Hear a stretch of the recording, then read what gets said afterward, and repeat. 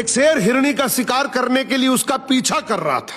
हिरनी भागते हुए दो हट्टे कट्टे बेलों के पास आई और बोली, प्लीज मुझे बचा लो, नहीं तो शेर मुझे खा जाएगा। काला बेल और सफेद बेल बोला, तुम चिंता मत करो, हम शेर को देख लेंगे। जैसे ही शेर वहां पहुंचा उसने कहा, ये मेरा शिकार है, तुम दोनों यहां से हट जाओ। काला बेल बोला, ये हमारी दोस्त है, इसलिए हम तुम्हें इसे कभी नहीं खाने देंगे।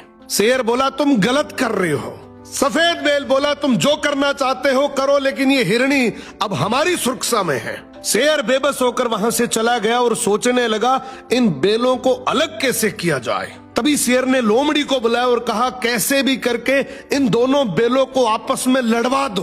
तू एक बार इन दोनों को अलग करवा दे, फिर मैं एक एक करके दोनों को खा जाऊंगा। लोमड़ी बोली, जी हुजूर, अभी जाती हूँ। सबसे पहले लोमड़ी सफेद बेल के पास गई और बोली, मैं तुम्हें एक बात बता रही हूँ, आगे मत करना। बोली, तुम बहुत सुंदर और समझदार हो, जबकि काला बेल तुमसे जलता है। फिर लोमड़ी काले बेल के पास गई और बोली, तुम इतने हट्टे कट्टे, इतने ताकतवर हो, जबकि सफेद बेल कहता है कि हम दोनों शेर से इसलिए बचे हुए हैं क्योंकि मेरे में समझदारी है, वरना शेर कब का ही हमारा शिकार कर लेता। ये तो गलत बात है, मेहनत तो तुम ज्यादा करते हो और सारा क्रेडिट वो ले रहा है। अब धीरे धीरे दोनों बेलों में लड़ाई शुरू हो जाती है और एक दिन ऐसा आया कि दोनों ने अलग अलग रहने का फैसला कर लिया। इसी बात का फायदा उठाकर शेर सबसे पहले काले बेल के पास जाता है, उसका शिकार करके उसको खा जाता है। अब लोमड़ी कहती है, हुजूर, सफेद बेल भी जंगल में अकेला घूम रहा है।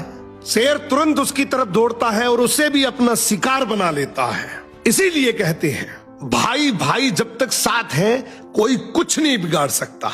और जैसे ही एक दूसरे से अलग हुए, हर गली नुक्कड़ पर ऐसी लोमड़ियां बैठी हैं जो उस अकेलेपन का फायदा उठा सकती है।